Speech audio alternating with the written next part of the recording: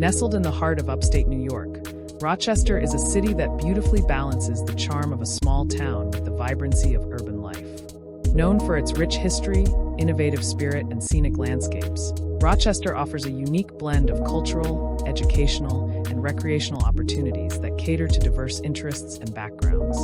As a city that once thrived as a hub of industry, Rochester continues to evolve, embracing change while honoring its storied past. With its picturesque setting along the shores of Lake Ontario, the city is a haven for nature lovers and adventure seekers alike.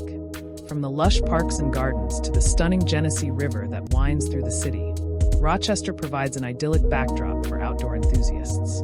Beyond its natural beauty, Rochester is a cultural treasure trove, boasting a vibrant arts scene, world-class museums, and a rich musical heritage. Home to renowned institutions such as the Eastman School of Music and the George Eastman Museum, the city is a beacon for arts and culture enthusiasts. In these documentaries, we will delve into the many facets of Rochester, exploring its history, cultural landmarks, educational institutions, and recreational offerings. Whether you're a resident, a visitor, or simply curious about this dynamic city, join us on a journey to uncover the essence of Rochester, New York.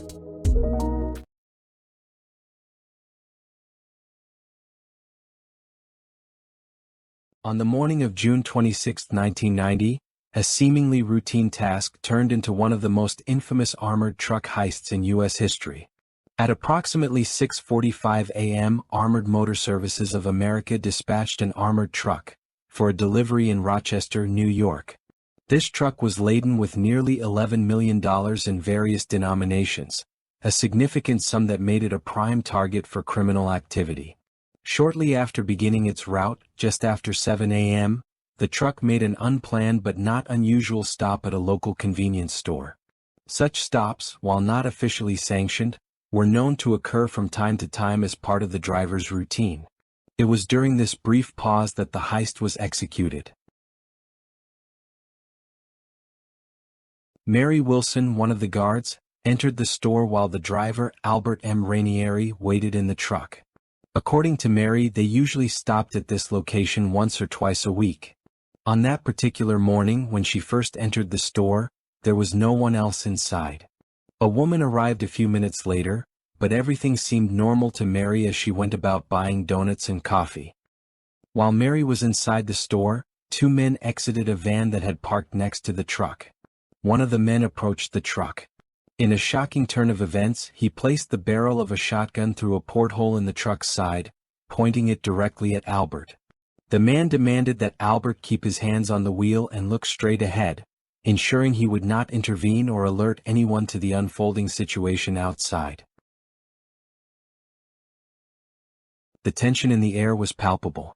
As Albert complied with the gunman's orders, understanding the gravity of the situation, his focus was on staying calm and avoiding any sudden movements that could escalate the threat.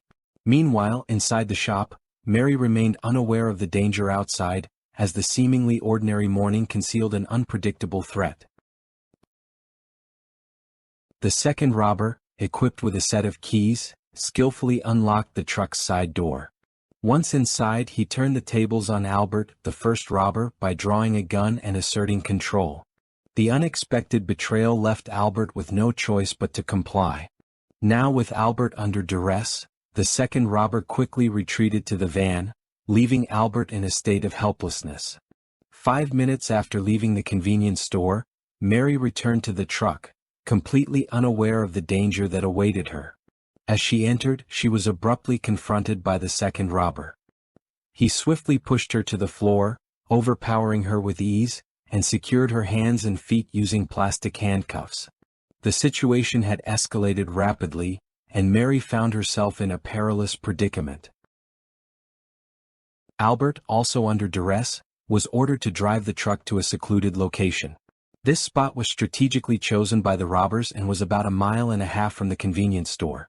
The truck journeyed along a route closely tailed by a gray Chevrolet van, driven by the first robber. Their destination was concealed from view by a small hill, approximately 75 to 100 yards off the road. Investigators are convinced that the robbers had meticulously planned their hideout in advance. Evidence of their preparation was clear. Several tree branches had been cut back, creating just enough space for the truck to navigate through the path. This careful selection and modification of the site indicated that the robbers had left nothing to chance, ensuring their scheme could unfold without interference. Upon reaching their designated location, the robbers' blue van arrived with impeccable timing. It was driven by a skilled accomplice. With swift determination, the robbers utilized bolt cutters to break the lock on the truck's back door. This act marked the beginning of their meticulously planned operation. Despite the tense atmosphere, the robbers maintained a business-like demeanor, demonstrating a chilling level of control over the situation. The task at hand was daunting. They needed to transfer $11 million in cash into the blue van. The weight of the money was substantial, approximately 2,000 pounds, composed of various denominations including $1 million in $10 bills and $8 million in $20 bills, alongside smaller denominations. According to the accounts provided by Mary and Albert, the robbers exchanged minimal dialogue, focusing entirely on their objective. They operated with remarkable efficiency, moving the money with brisk precision. It is believed that the entire transfer took between 5 and 10 minutes, a testament to their thorough planning and execution. After the robbers efficiently loaded the money into the van, they swiftly left the scene. Mary, overwhelmed with fear, worried that the robbers might return and harm them. She remained silent and still, listening intently until their voices faded into the distance. Once the coast was clear, Mary mustered all her strength and determination to free herself. It took a grueling 15 minutes, but she finally managed to tear through the plastic handcuffs that bound her.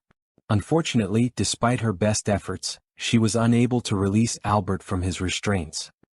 Realizing the urgency of the situation, Mary made a quick decision. She drove the truck to the company headquarters and immediately reported the robbery. Her quick thinking and bravery were crucial in ensuring that the authorities were alerted as soon as possible. The following day, the police discovered the blue Gateway van abandoned 5 miles from the scene of the crime. To their surprise, $13,000 in small bills were left behind in the vehicle. However, the rest of the stolen money was nowhere to be found. The investigation was now underway, with detectives piecing together clues to track down the culprits and recover the missing funds. In what is now considered the largest armored car robbery in United States history at the time, investigators were left piecing together a puzzle that seemed to indicate an inside job. The meticulous execution of the heist raised several questions about the involvement of individuals familiar with the company's operations. On that fateful day, the armored truck was carrying an enormous amount of untraceable cash, a detail known only to a select group of employees. As the truck made its routine journey, a conveniently broken porthole became a key element in the robbers' plan. Through this opening, one of the assailants was able to hold the driver, Albert, at gunpoint, effectively hijacking the vehicle without any initial resistance. One of the most telling aspects of the robbery was the robbers' attire. Both individuals were dressed in clothing nearly identical to the uniforms worn by the company's employees. This clever disguise allowed them to approach the truck without raising suspicion. Furthermore, the robbers displayed insider knowledge by using a key to open the truck's side door. This action suggested familiarity with the truck's security mechanisms, which would typically be known only to trusted employees.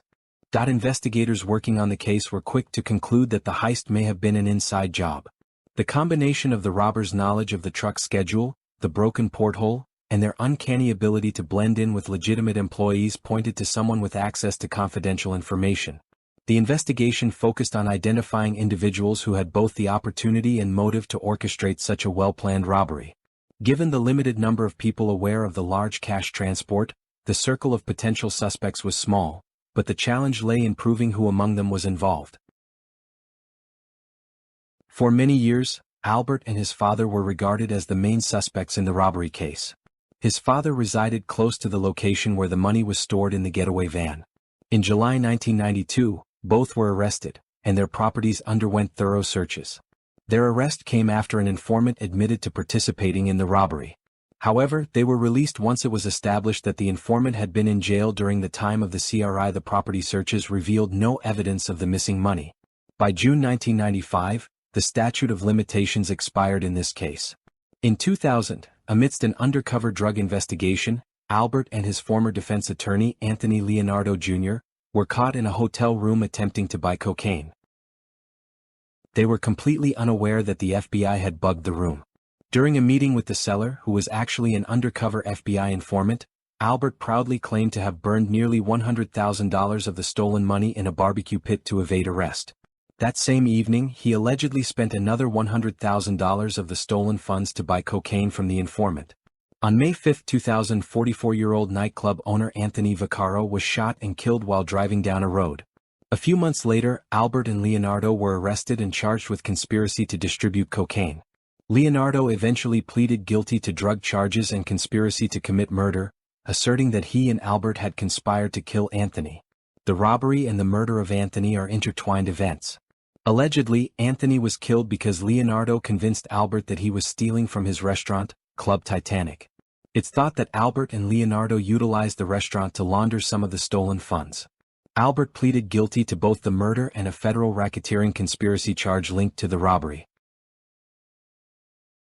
As a consequence of the plea agreement, he received a 30-year prison sentence. In 2020, he requested a compassionate release but was denied. He will not be eligible for release until 2027.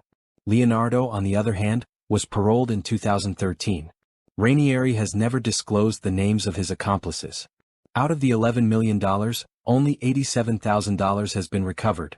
He stated that he spent over $650,000 on drugs, stocks, and a limousine business. It is suspected that some of the funds were also laundered through various enterprises. Ranieri was released from prison in August 2024.